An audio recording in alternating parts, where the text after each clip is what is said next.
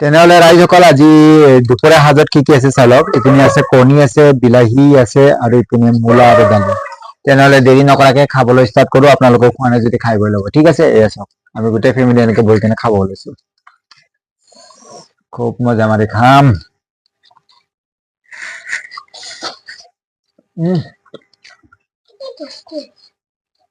বহুত গৰম।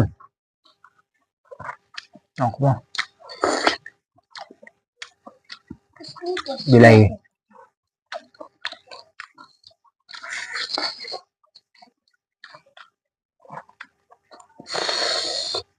দুপৰীয়া সাজ এনেকা জুতি লগাই খালে মজা বেলেগ।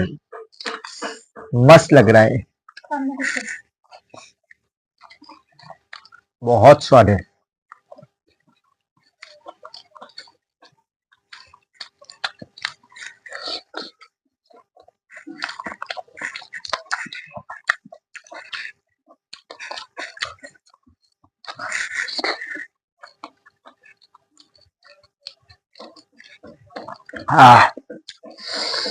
मेरा बेटी भी देखिए कैसे खा रहा है।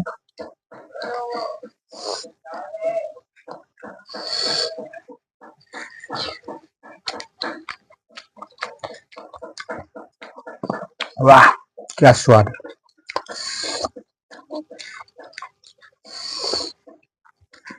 मैं खाना खाता हूँ, अगर आप लोग भी नहीं खाया तो खा लीजिएगा।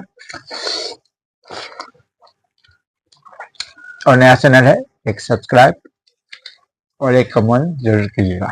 Bye bye, Tata.